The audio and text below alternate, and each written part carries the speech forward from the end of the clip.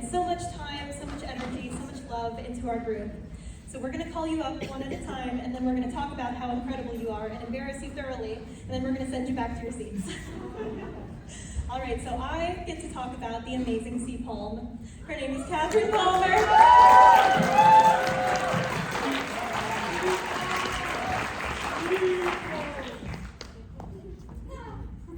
So yes, she has a thing for shoes. Flip-flops, you get one the second you enter the group, and then you get the second one as you graduate so you can walk through life.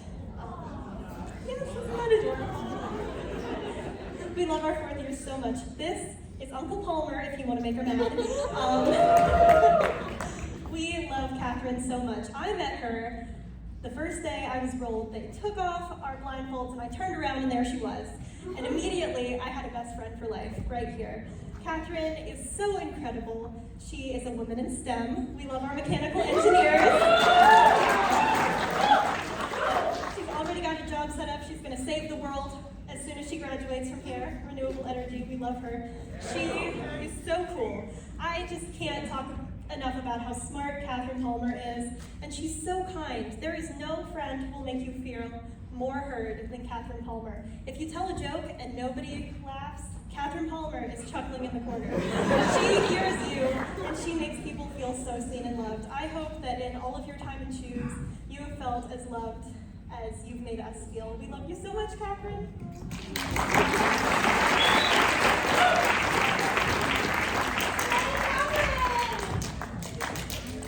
The next fourth year we get to honor today is Miss Ebony Johnson.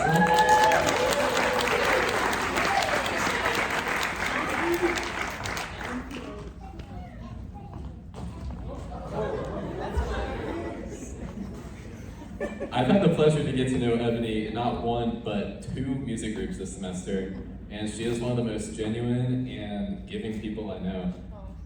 Ebony just loves people so much, and it shows in just how kind she is and how joyful it is. And being around her, you know, it's gonna be a great day, because Ebony is gonna be there and smile, and it's gonna be a lot of fun. No matter what we're doing, if it's a hard solo or even vocal percussion, Ebony will step up and try it. Just a true servant leader right there. Which, if y'all have not tried it before, it's fun. But the Ebster is really just a rock of our group. She knows how to be there and make us feel appreciated. She's so present and invests in us, even when she could be off doing a million other things at the Bath School of Leadership and Public Policy. She is here, and she just loves what she does, loves God, and it shows. She is always here to talk to us and make us feel loved, and we are so thankful to have gotten to know her this past year at CHoosE. So we know we're going to do great.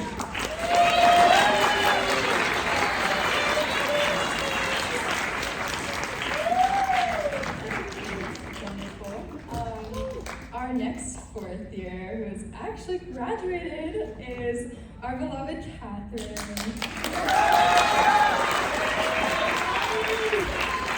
Also fondly known as KMO, short for Catherine Mosier.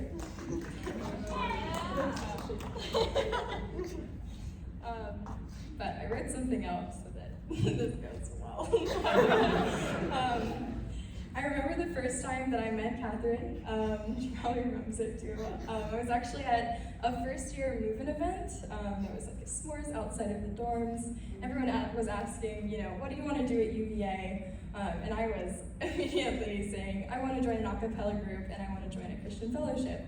And people put two and two together and said, you need to meet Catherine Mosier.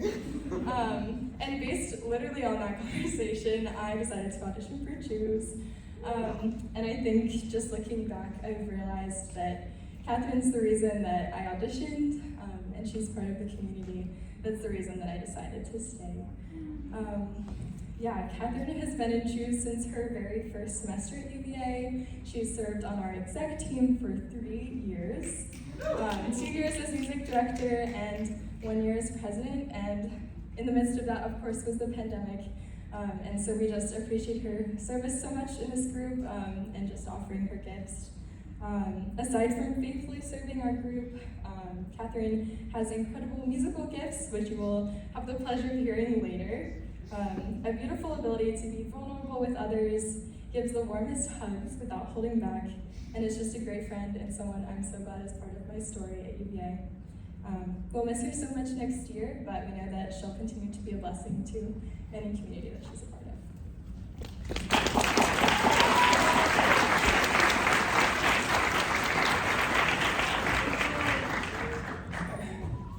Our last fourth here is John. So I'd like to welcome him.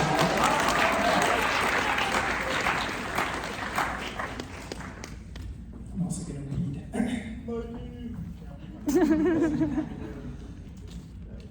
A little old-fashioned too. All right, John, or Johnny as we call him, father of 4 beautiful children, including myself, was one of my first true friends at UVA.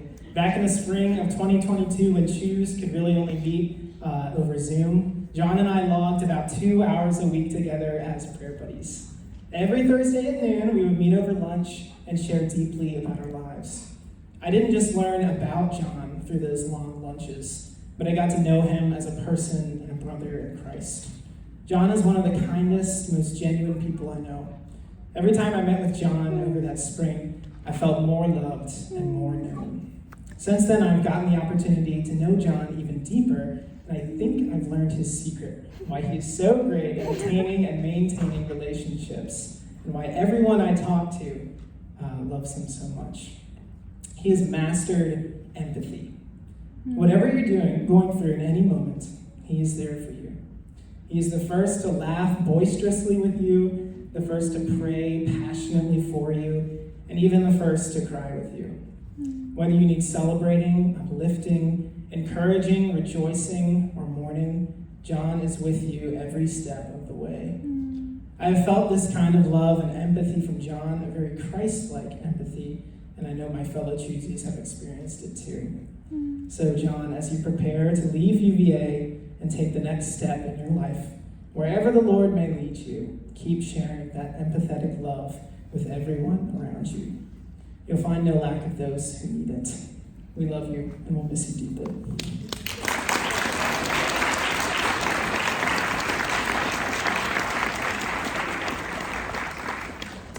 We are now going to transition into a different tone here. So here we go.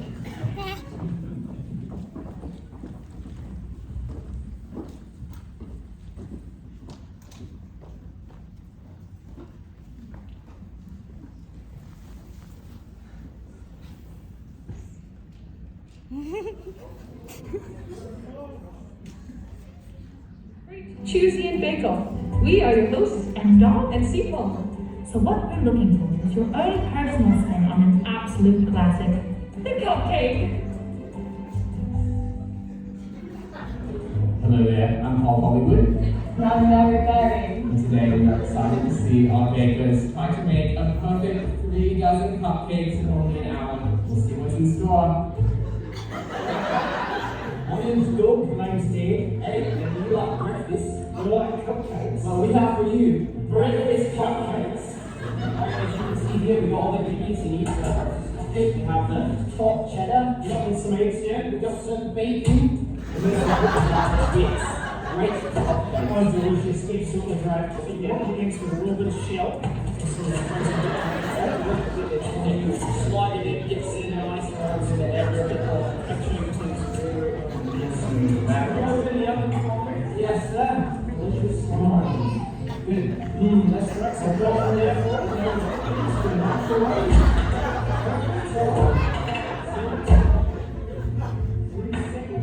Go ahead. And it should be delicious.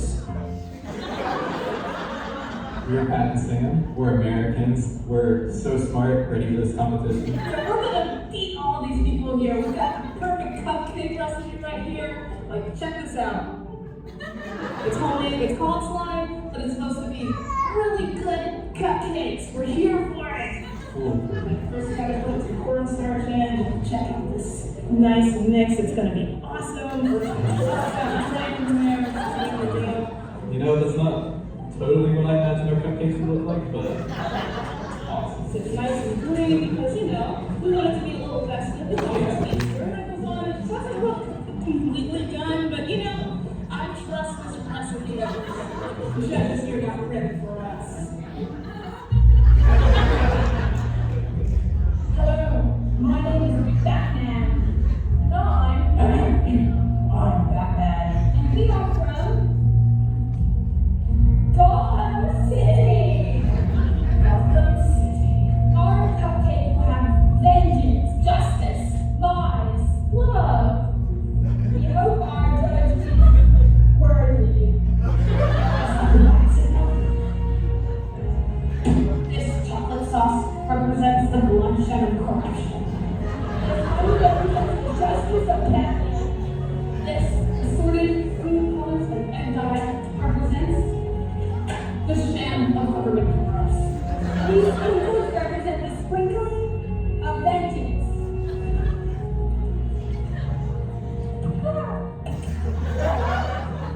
Batman! Batman!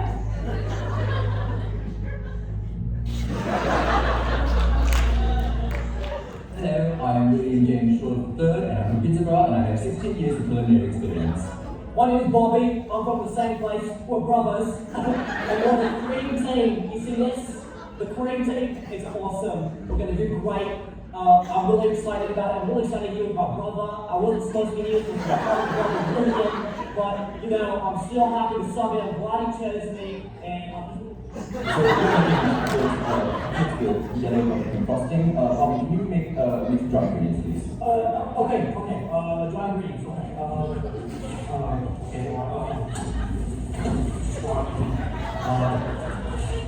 Bobby, what are you doing with the cheese? Well, it's the dry ingredients. It's like the dry ingredients. I don't cheddar cheese is not a dry ingredient. What are you doing? There's not a wet ingredient in it.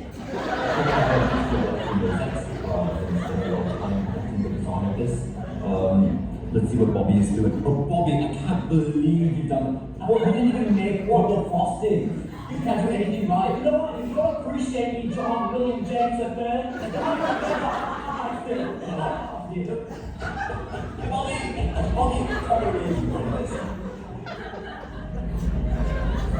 So now we have our cupcakes. What did you think for? You know, I've been thinking about who's the star maker, and I don't think we have any stars in our midst. You know, I'm really worried about Bobby.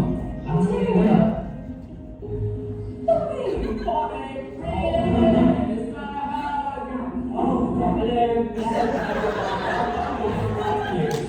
I'm sorry for leaving. I really apologize. I feel better now, but I'm really sorry. I hope I didn't ruin the show. So glad you're back. Hello, contestants, welcome back. We know that you all did not live up to our standard for the legs. A little disappointing, but we're so glad that you've all come today. And Bobby has returned, and we would love to throw on a feast just for you all to celebrate. Thank you so much.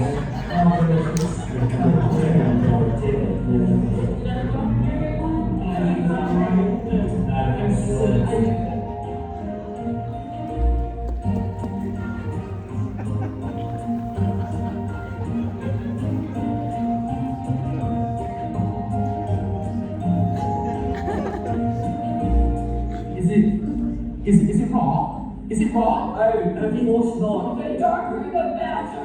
The better the justice it says that on it. No, it's a soggy bottom indeed. We had a much nicer one, but Bobby hated it, so...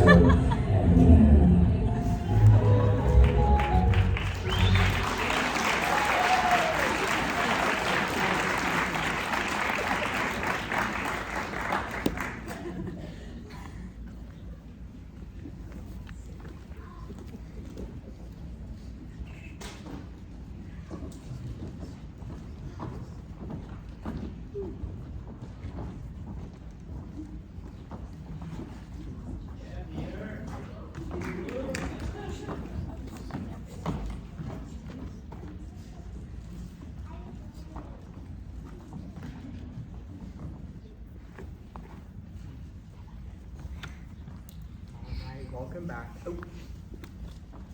Hello. Oh, fantastic. Welcome back, everyone. We hope you enjoyed our little video. And so building off of this idea it got cut because we filmed way too much content, thought we were way too funny.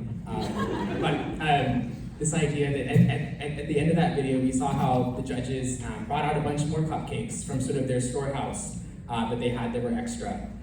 And so we wanted to tie that into the idea of the storehouse of God's mercy. And so the next song we'll be singing is Storehouse by the Grey Havens. And this song is about that storehouse of mercy, and it's about the idea that in life we don't meet God's standard. Just like in that video, the contestants did not meet the judges' standard. And so similarly, we don't meet that standard, and maybe like Bobby, we decide to run away because we're scared and we don't know what to do. But at some point, maybe we decide and we realize that maybe we did something wrong, but we decide we're going to come back home. And when we come back home, we find that every time God has a storehouse of mercy for us. He always has more. And the really important part of that journey is our decision to come back to Him. And we can trust that He'll always have more mercy for us. So that's our next song.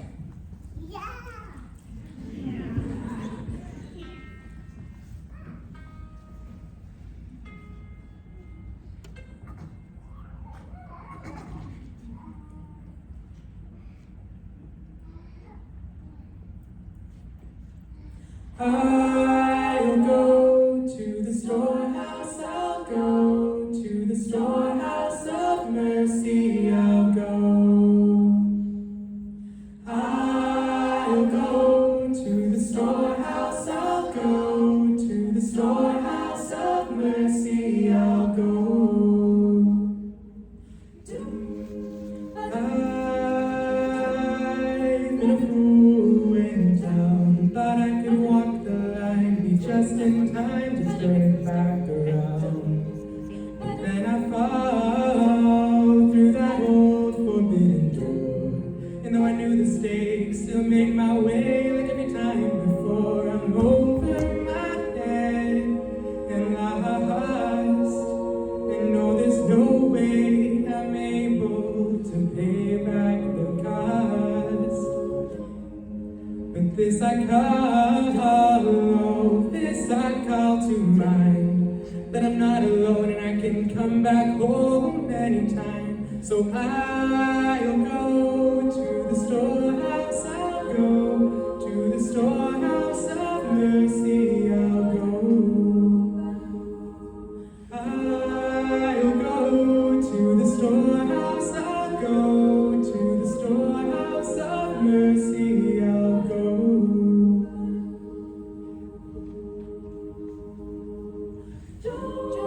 You're caught standing still, think you'll be fine. The colors fade, you drift away, get back to what you know. It's easy what you like. You don't look back, refuse to turn like I'll build my home, make sure home, but it only ever serves to make it worse. I'm holding my head and lost, and the ground feels unstable, and I can't make this stop. But this I call to mind, how the father runs to the wayward son, coming back alive. So I'll go to the storehouse, I'll go to the storehouse of mercy, I'll go. Oh, so I'll go to the storehouse, I'll go to the storehouse of mercy, I'll go. Oh, so I'll go to the storehouse, I'll go to the storehouse of mercy, I'll go. I'll go to the storehouse, I'll go to the storehouse of mercy, I'll go. Even when you fall so hard, even then you're not too far. When I'm holding my hand, even when you fall so hard, the ground feels unstable. Even then you're not too far. Even when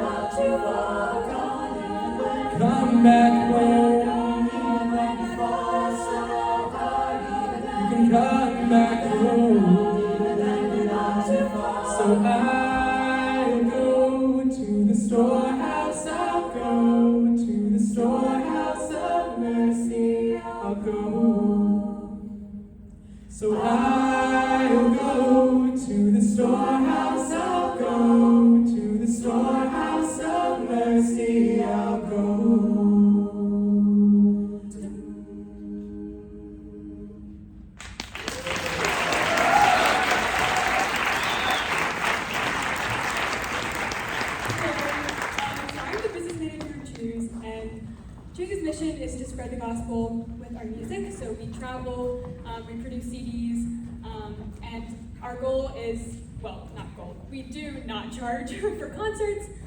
We don't want any sort of financial barrier to be between someone and learning about Jesus. So the way this is possible is through donations. So we rely heavily on the donations from our family, alumni, and fans. So this next song is going to be Hope For It, and during it, we are going to be passing around baskets, and if you feel led, if you would donate to keep us going, we would much appreciate it. Yes, also, you can find us on any streaming service, Apple Music, Amazon, Spotify, and such. Thank you for your consideration.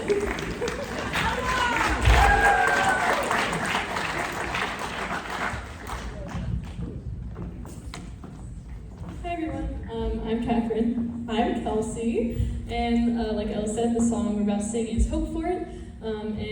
What this song to me is about is when you are struggling with something or just going through something hard in life, God is with you in your struggles, with you wherever you are, and He's even fighting for you and fighting for you to come back to Him. And I think the hope that they're talking about in this song is just the hope that and having faith that God will bring you through those struggles, and it's just with you no matter what.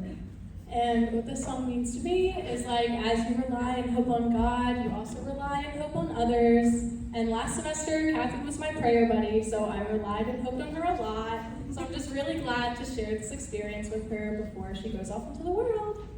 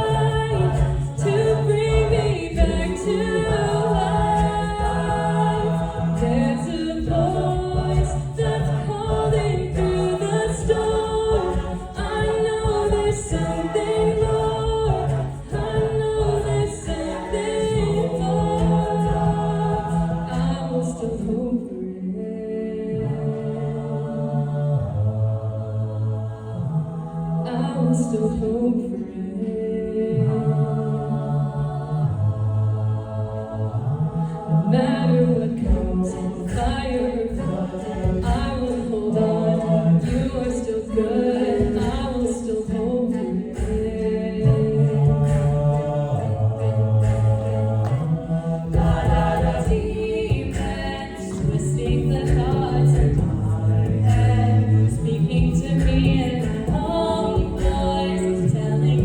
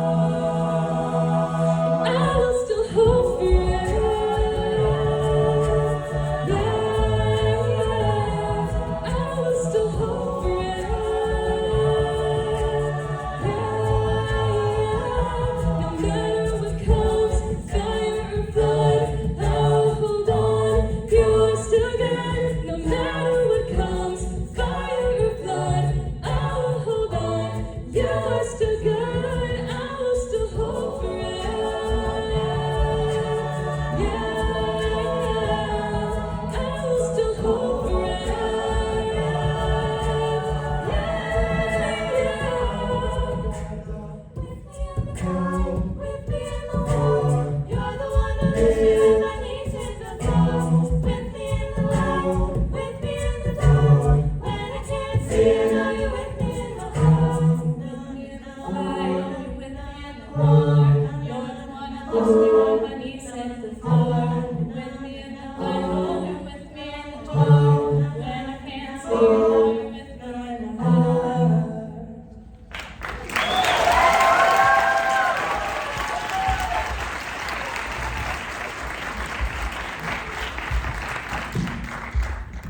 Hello again, everyone. My name is John again, and the next song we'll be singing is Miracles by Colton Dixon. It's a very fun and upbeat song, so very fun. But as you can probably guess from the title of Miracles, this song refers to sort of the miracles that we see in the Bible, where we see God doing things that we don't think are possible. And this song wants to introduce the idea that those miracles are still happening today, and maybe in a different way.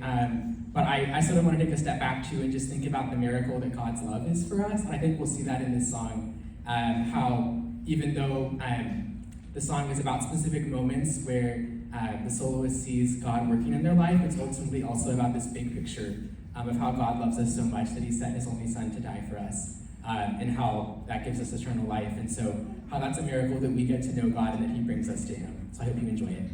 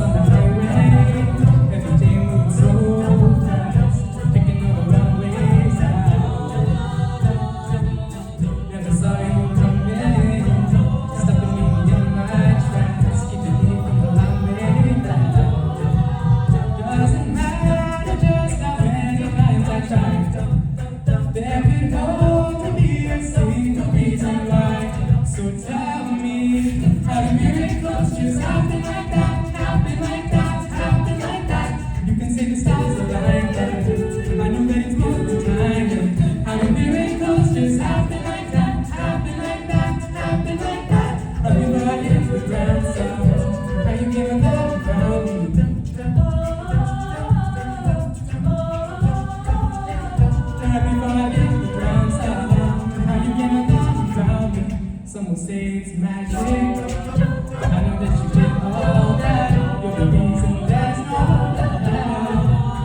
Doesn't matter just how many times I tried. Oh no, there could only be the reason why.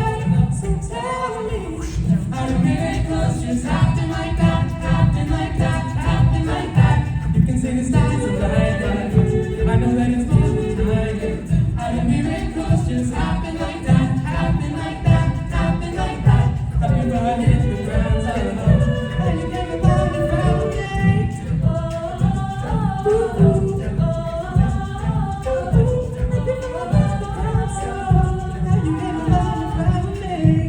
There's no doubt when I feel love. Call me crazy and out of touch, but I know that it's from above. So tell me, how do miracles just happen like that? Happen like that? Happen like that? You can say the stars align, but I know that it's more than timing. How do miracles just happen like that? Happen like that? Happen like that? Right before I hit the ground, so how you get the thought around me?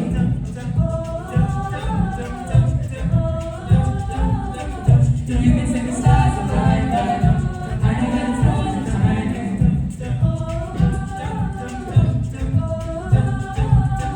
Right before I hit the ground, so how you get the thought around me?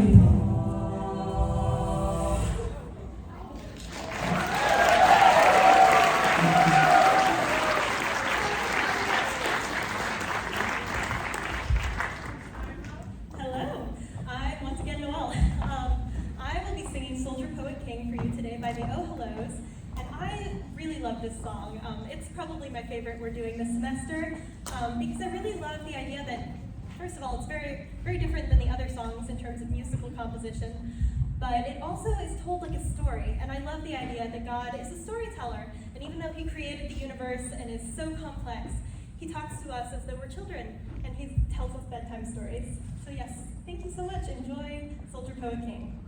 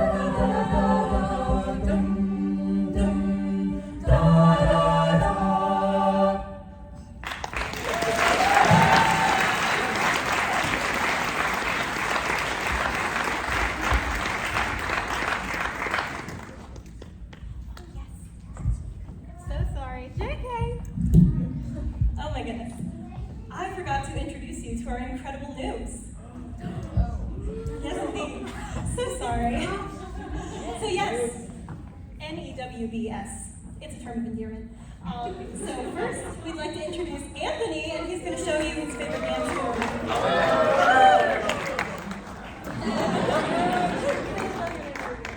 Hello, my name is Anthony Ferguson. I'm a second year in the School of Engineering.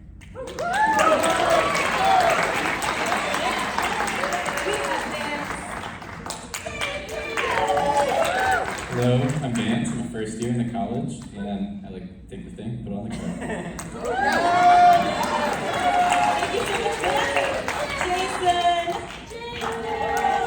Hey everyone, I'm Jason. I'm a third year, and I'm studying computer science. And my favorite dance move is cowboy. Yeah!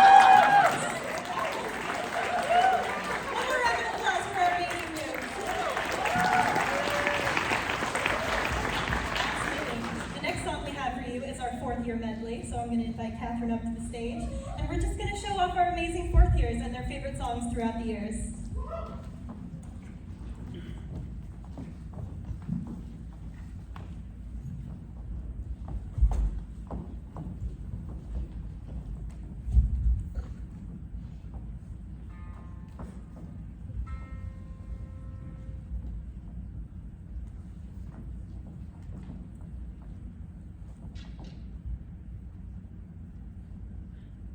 Na na na na na na na na na na na. You stood outside my grave with tears still on your face. I heard you say my name, and my night was turned to day, 'cause you came. I knew that you would come, and you sang, in my heart you woke up. Now I'm not afraid, I see your face. I am alive, 'cause you came. I knew that you would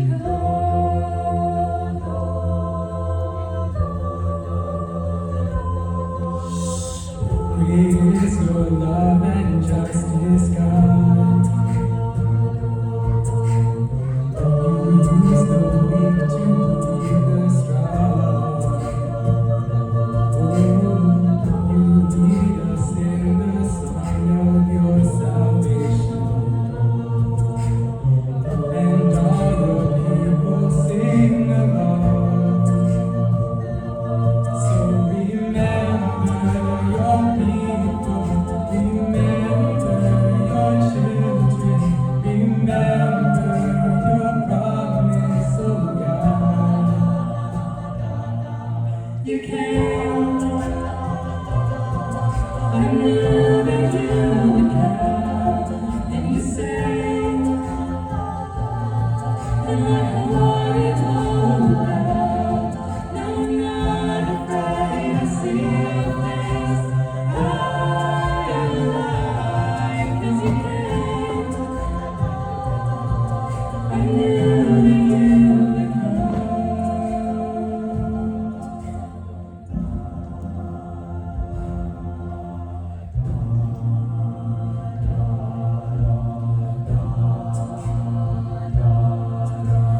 Make me a vessel. Make me an offering, make me whatever you want me to be. I came here with nothing, but all you have given me. Jesus, bring your wine out of me. Oh, Jesus, bring your wine out of me. Where there is new wine, there is new power, there is new freedom, and the kingdom is here. I've laid out my old flames to carry your new fire today.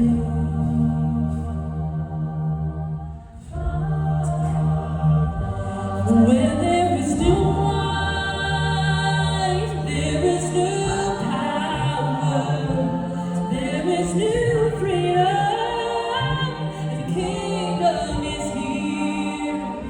I've laid out my old flames to carry your new fire today.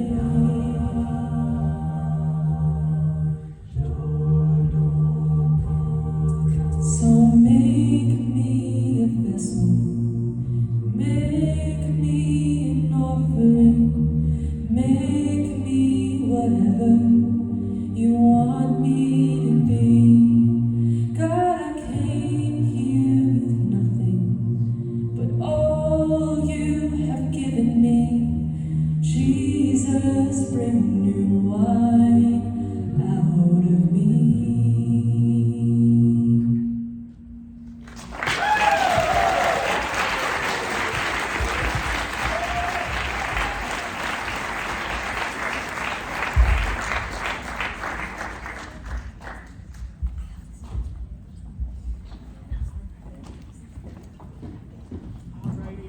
Hello, everyone. We need a quick second for a little stage change. I think if we could get two of those big chairs upstairs, that'd be awesome. Those folks are on it. Yeah, next, Evie and I will be doing a little special segment of the concert, the John and Evie show as we're calling it. You will hear more in a second. Thank you, Jason.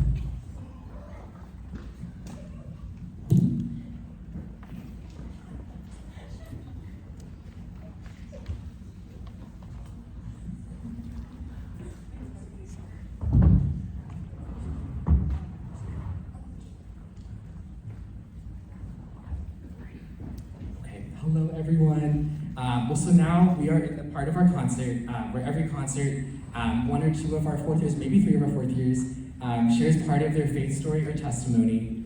And the reason we want to do this is twofold.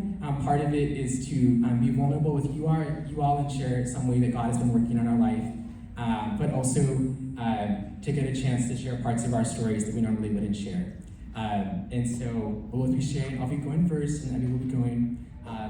And so, to start us off, my name's John. I'm a fourth year. I think you all know that at this point, though.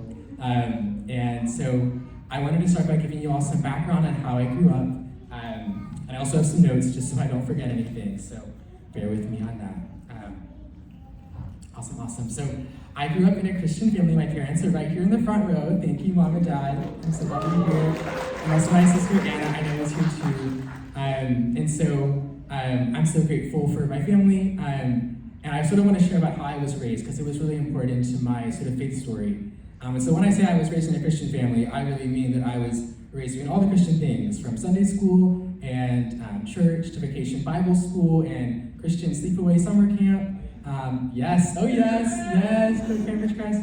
And also listening to Christian radio, singing in the church choir. And really, my faith was not only my relationship, but my sort of Christianity wasn't just like my faith. It wasn't just my relationship with God, but it also was sort of that culture that I lived in and existed in, because it was so much of my life and so much how I was raised.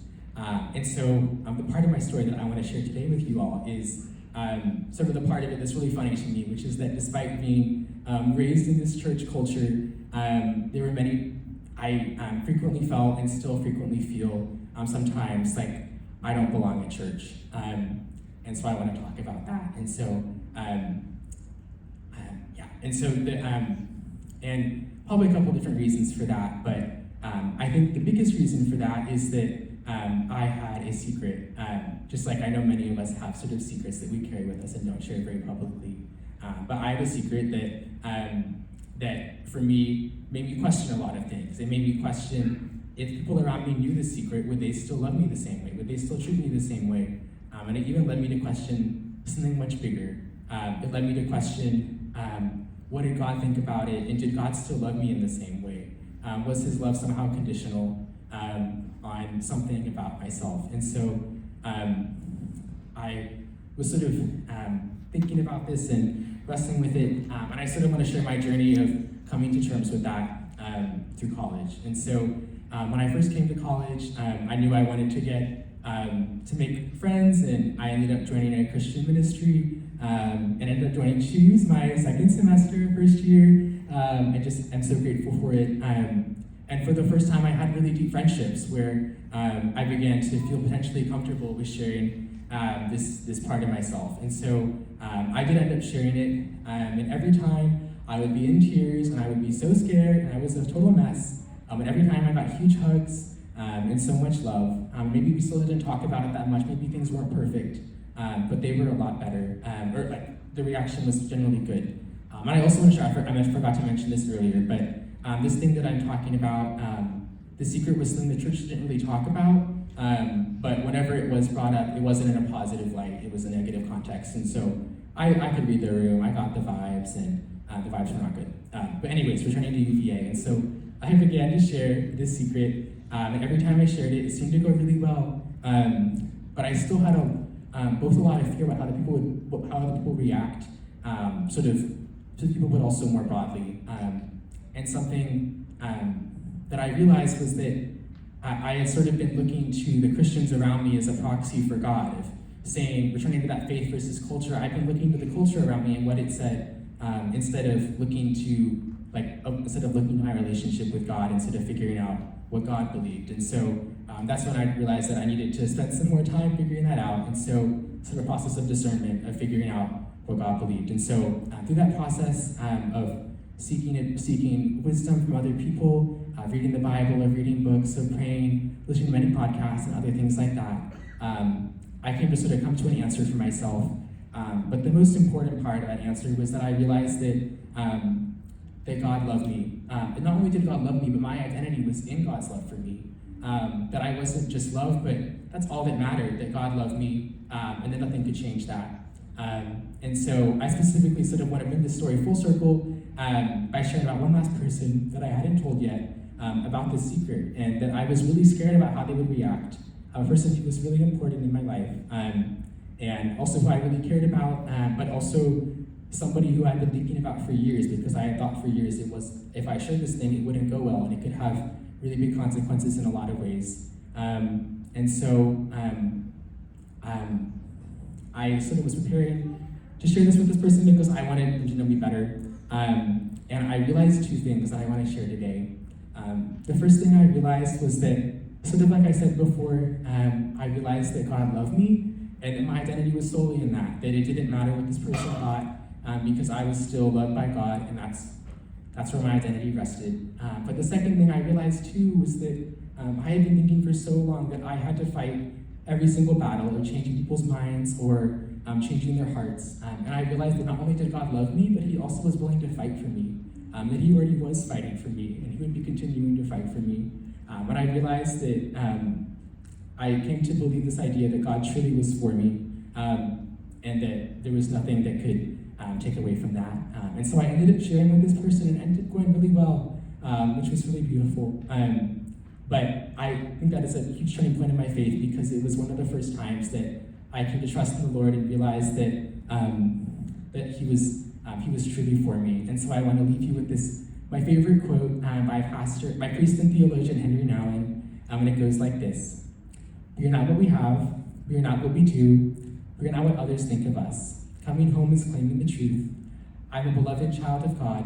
I no longer need to beg permission from the world to exist." Thank you so much.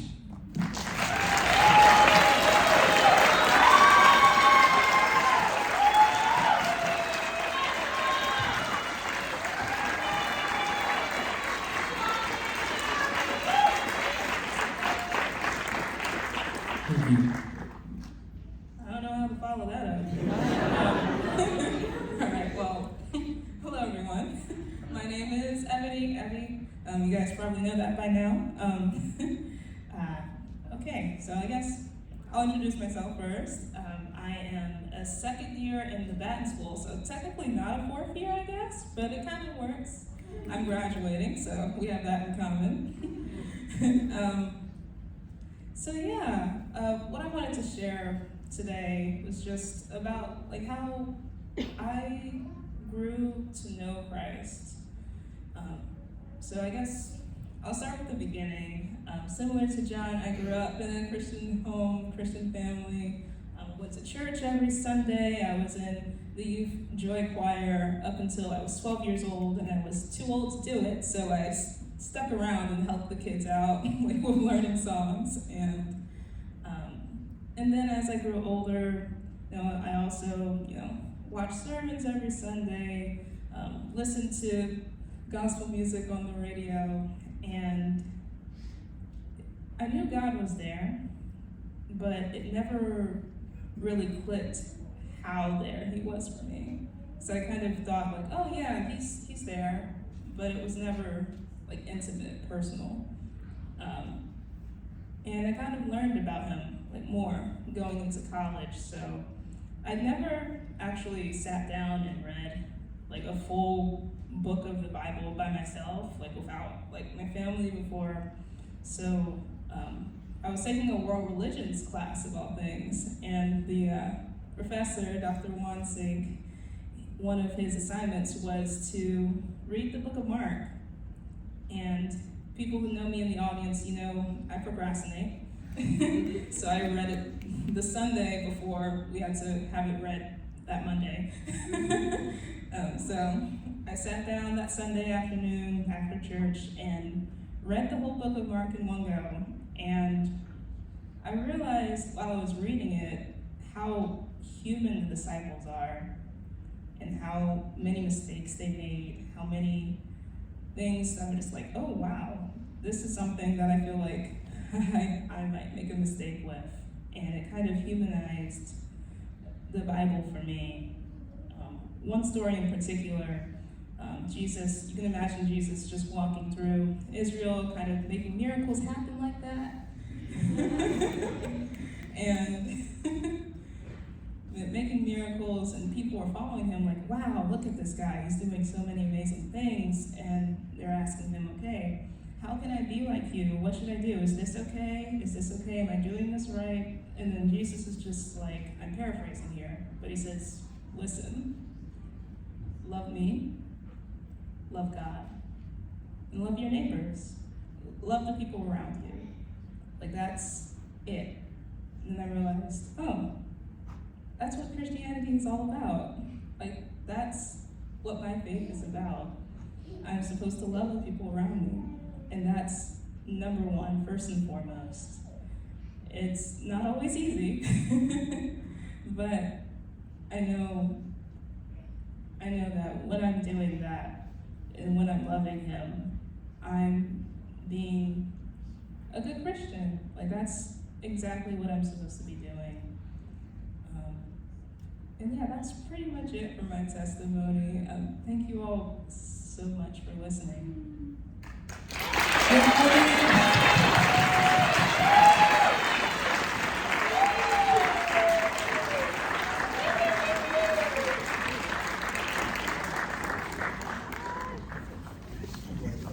One of our many adoring fans. Thank you, Maher.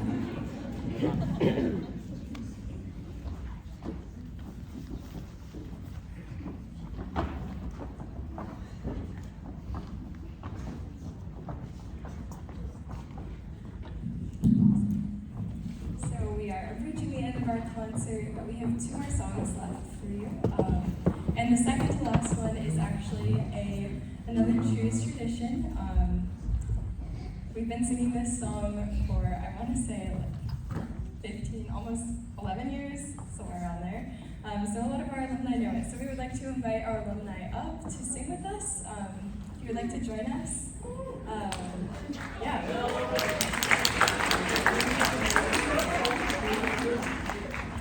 So this is Before the Throne.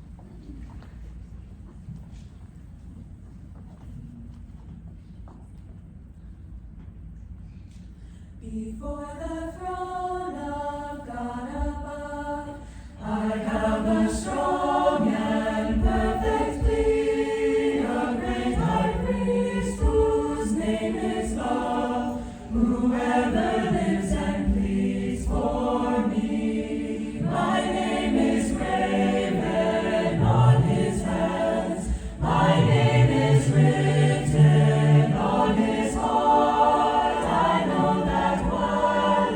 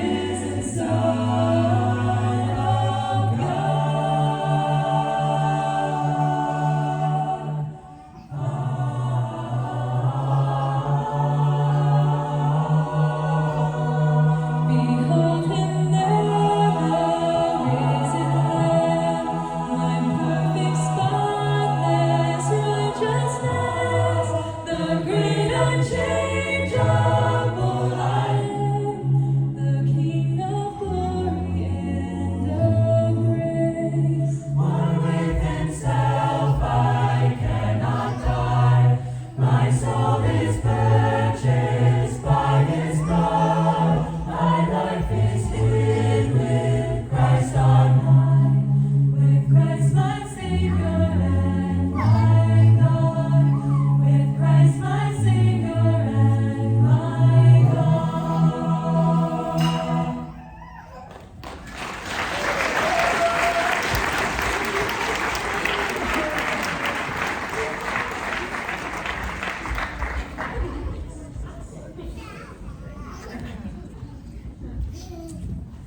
Thank you all so much.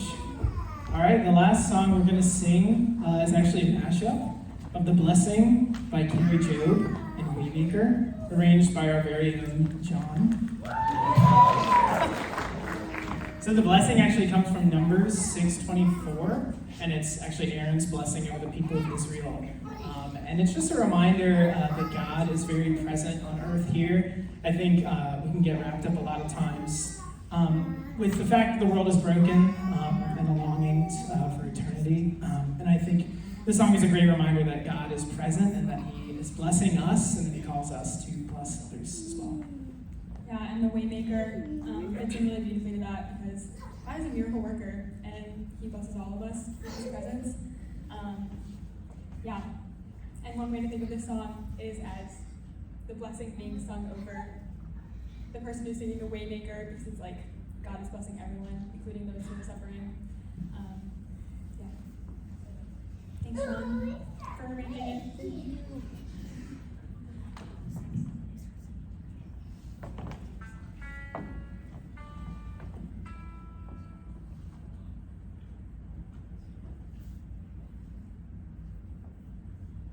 The Lord bless you and keep you.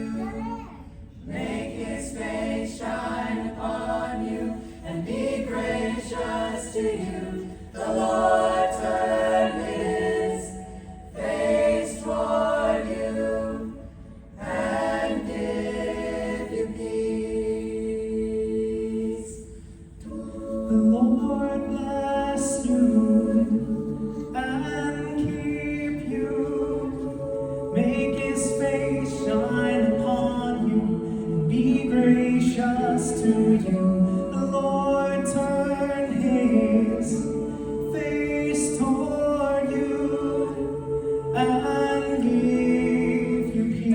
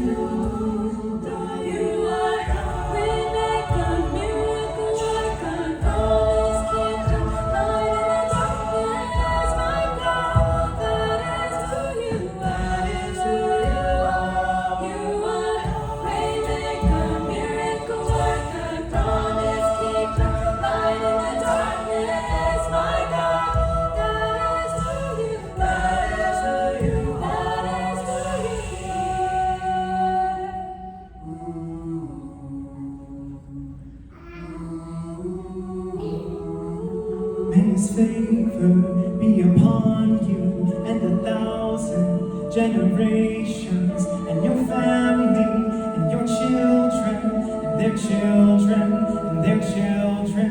May His presence go before you, and behind you, and beside you, all around you. He is with you, He is with you, He is with you in the morning, in the evening, in your coming and your going.